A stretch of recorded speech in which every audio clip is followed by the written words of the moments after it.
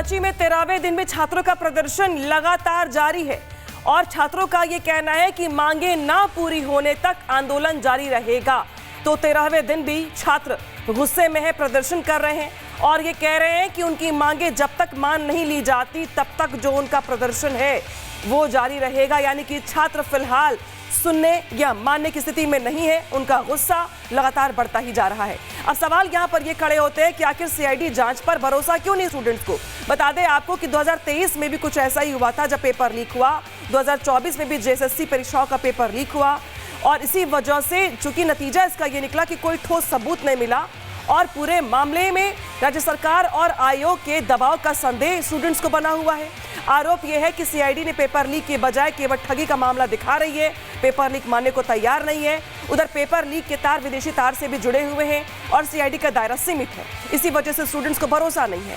2024 में जेएसएससी का जो पेपर था वो भी यहाँ पर लीक हुआ और इसी वजह से स्टूडेंट्स को ये लग रहा है कि दरअसल सिर्फ सीबीसीआईडी के यहाँ पर जांच से मामला संभलेगा नहीं, दूध का दूध पानी का पानी नहीं हो पाएगा। इसलिए स्टूडेंट्स को सरकार की ओर से गठित की गई जांच कमेटी पर भरोसा नहीं है। सीधे करेंगे सहयोगी सागर का।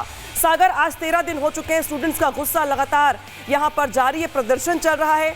उधर सरकार की ओर से भी 4 मंत्रियों की कमेटी बनाई गई जो स्टूडेंट से बातचीत करेगी। क्या लगता है आपको कि जो मंत्रियों का डेलीगेशन बनाया गया है उनकी बातचीत से स्टूडेंट्स मानेंगे या पीछे हटेंगे या प्रदर्शन खत्म करेंगे?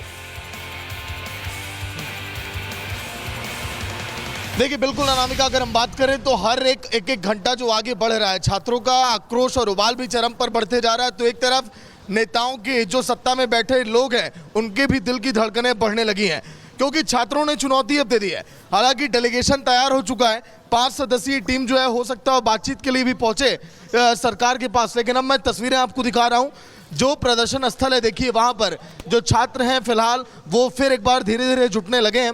जैसे जैसे दोपहर यहाँ पर होती है ये संख्या लगातार बढ़ते चली जाती है। लेकिन आखिर डेलीगेशन को लेकर क्या बातचीत हुई है और कौन कौन से लोग हैं उस पूरी कमेटी में, ये भी एक बार हम जान लेते हैं कि आखिर क्या आगे इनकी प्लानिंग और रणनीतियाँ हैं। देखिए ये अनशन और मंच है, पहले इसको एक बार दिखा दीजिए विकास, जहाँ पर देखिए सभी अभी भी जो लोग अनशन पर बैठे हुए थे 48 घंटे से ज़्यादा का वक्त हो गया लेकिन अभी अनशन इनका रुका नहीं है। डेलीगेशन आप लोग का तैयार हो रहा है, सरकार से बातचीत होगी, क्या कुछ अभी हो रहा है? कल सरकार के द्वारा पदाधिकारी भेजा गया था, यहाँ अधिकारी को सरकार के द्वारा अधिकारी को भेजा गया था। तो हम लोग अपना रात में कोर्ट टीम बात कर लिए हैं, आज को डेलीगेशन जाएगा वहाँ तो बुलाएं बात कर लेंगे। अब यदि बात जो है जो हम लोग मांग है, यदि मांग स्वीकार करेंगे तो अच्छी बात है, मांग स्वीकार नहीं करेंगे तो धरना जारी रहेगा। कितने लोग हैं आप लोग के डेलीगेशन? वो 5 है जो जाएंगे। 5 है। हाँ।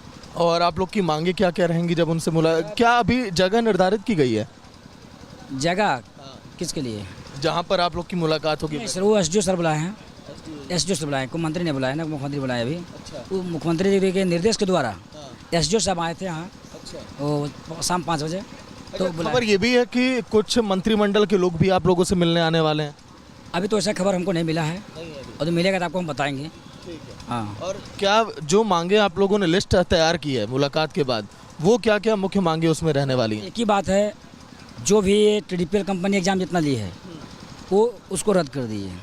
और एक अभय तिवारी नाम का आदमी है, मार्केटिंग मैनेजमेंट है, वो जो एग्ज़ाम में बैठा है, बहुत सारे एग्जाम में वो बैठा है, असम में वही टॉप किया है, सबसे अधिक वही नंबर लाया है। परीक्षा धांधली के अलावा आगे की व्यवस्थाओं में भी बदलाव, इस तरह की मांग है सर कि कम से कम जो भी, चाहे कोई विधायक हो, चाहे मंत्री हो, चाहे कोई छात्र क्यों ना हो, यदि कोई संलिप्त पकड़ा जाता है परीक्षा में, पेपर लीक में, जो पेपर सेटिंग पकड़ा जाता है तो उन पर कड़ी से कड़ी कार्रवाई। एक बार जो लोग अनशन पर बैठे हैं एक बार उनसे भी जान लेते हैं कि आखिर उनका हाल कैसा है, क्योंकि 48 घंटे से ज़्यादा का वक्त हो गया। विकास ऊपर आइए, आखिर इन 48 घंटों में कितनी कठिनाइयाँ इन्हें हो रही हैं और अभी तक कल बाबूलाल मरांडी भी इन लोगों से आए थे मुलाकात करने के लिए। कैसे ही अभी आप लोग की तबीयत है? कल बाबूलाल मरांडी भी आए थे, आगे अब क्या तैयार? तबीयत दिन प्रतिदिन हम लोगों को बिगड़ता जा रहा है, बहुत ही शरीर में अब कमजोरी भी आ गया है।